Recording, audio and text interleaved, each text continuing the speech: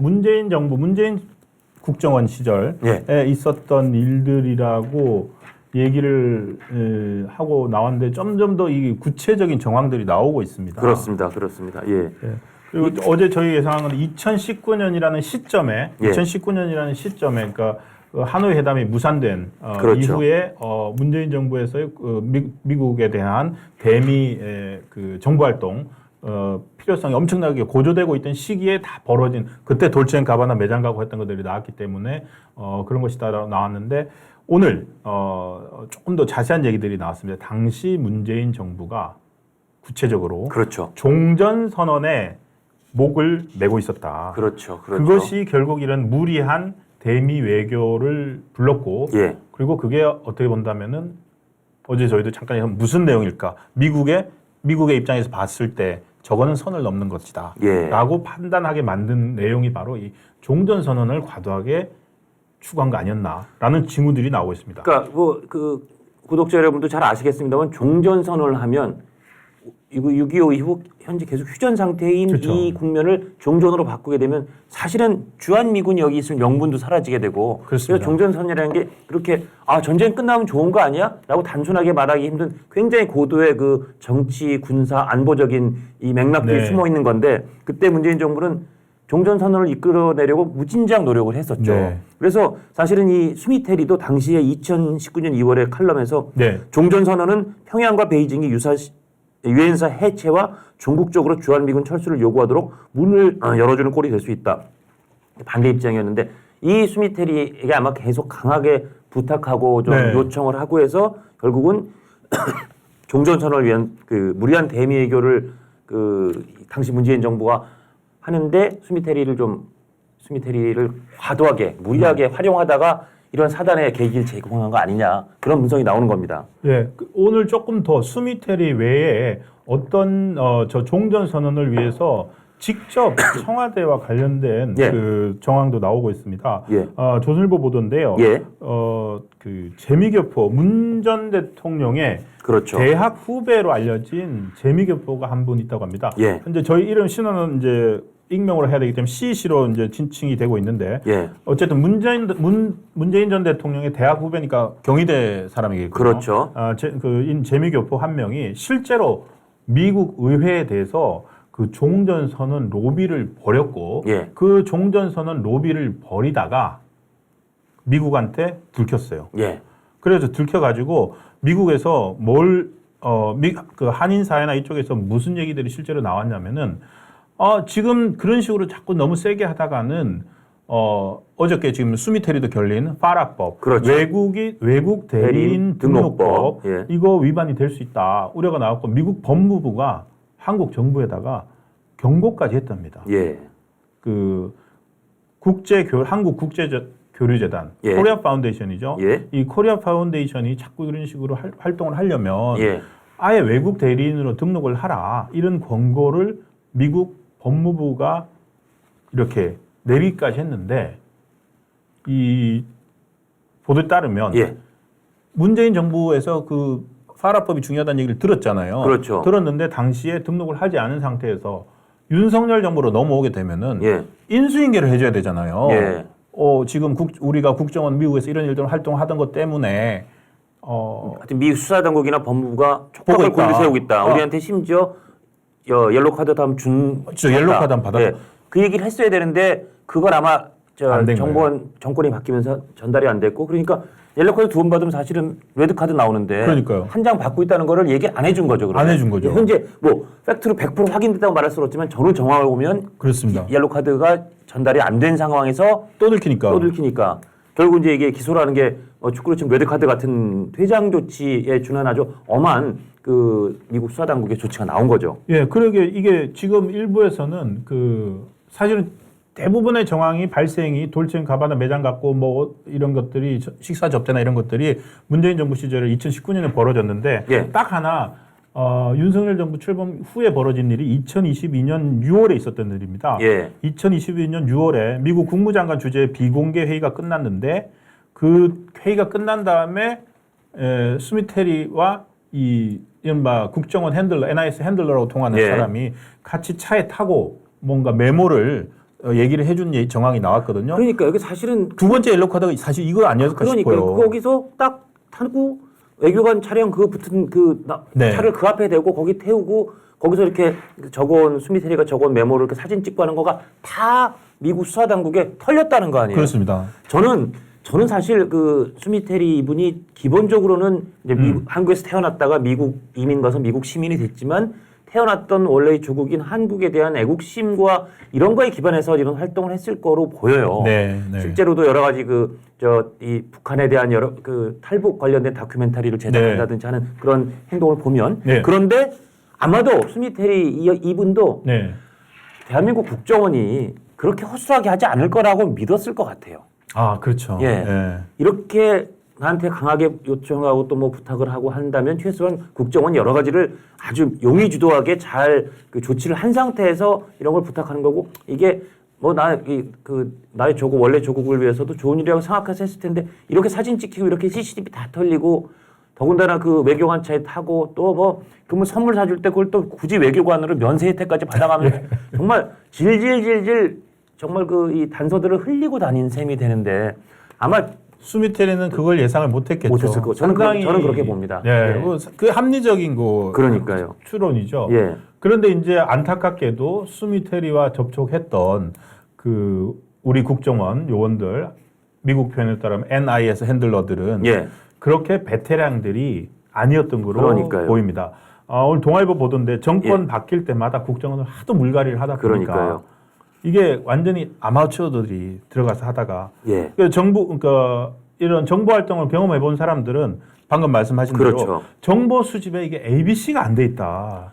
그러니까 신용카드 흔적 내역을 남기고 면세 혜택 받는 이건 정말 단서를 네. 줄줄 흘린 건데 이거는 기본이 돼 있는 어느 정도의 실력만 있는 요원이라면 안 할 행동을 한 거는 왜 그랬냐? 아마추어를 내보냈으니까. 예, 아마추어라는 얘기를 듣고 있고 예. 또 스미테리에 대해서도 스미테리는 사실 공개적으로 활동을 하고 있고 어떻게 본다면은 연구원, 학자 이런 쪽이잖아요. 외교협회 선임 연구원이고요. 그렇죠. 지금은 이제 연구자의 예. 스테이터스가 된 거죠. 예. 과거에는 뭐 CIA도 근무하고 했지만 예. 그러다 보니까 어떻게 본다면은 아주 핵심 정보원 역할을 핵심 정보에 접근하기에는 조금 떨어질 수 있다. 예. 그러니까 뭐라고 했냐면은 핵심 정보원도 확보를 또 못한 거다. 그러니까 핸들링하는 방법도 좀 아마추어였고 그리고 스미테리 스스로 자체도 뭐 스미테리 씨의 그걸 하는 게 아니라 현재 스테이터스가 예. 외교협회 선임 연구원이니까 예. 어떻게 본다면은 미국 정부의 핵심 쪽에 들어간 핵심 정보원이라고 할 수는 없는데 예. 그 핵심 정보원도 아닌 사람과 접촉한 거 들켜서 그걸 목에다가 이런 이런 외교 참사를 빚었다. 네. 그런 게 이제 동아일보 지적인데 일리 있는 것 같아요. 네. 참 그렇게 나오고 있으니 참 마음 안 편한 사람들이 예. 여러 사람 있기는 있는 것 같습니다. 그리고 이제 이게 결국은 체포됐다가 보석금 한 50만 불 내고 일단은 풀려났다고 6억 하는데 9천만 원. 예. 네.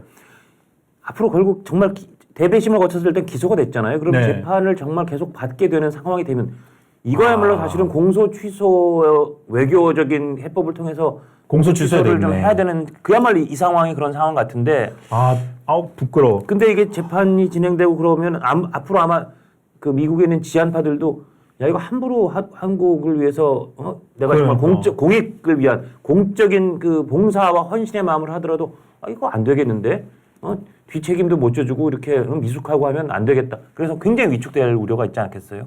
정말 중요한 말씀하신 것 같아요. 그러니까요. 예. 이게 지금 스미테리 한 건이 아니라 향후 북미에서 예. 대한민국의 정보 활동이 예. 완전히 위축돼 버리면은 그렇죠. 거의 우리 정부는 뭐 최고 우방국이라고 하지만 을 상대로 거의 깜깜이처럼 그냥 딱 공개된 정보만 가지고 활동해야 되는 그러니까요. 정보 활동이 되게 위축될 우려가 있다 이 말씀. 저는 딴 거 걱정했거든요. 어떤 방금 거요? 공소 취소돼야 된다고 생각하실래? 이게 이제 재판이 들어가면은 예. 재판 과정은 공개가 되잖아요. 예. 그 과정에서 얼마나 미숙했는지, 그러니까요. 한국 정부가 어떤 식으로 했는지가 또 다 드러날 거 아닙니까? 사실은 재판 과정도 재판 과정이지만 그 공소장이 31쪽에 달한다는 거 아니에요? 거기에 예.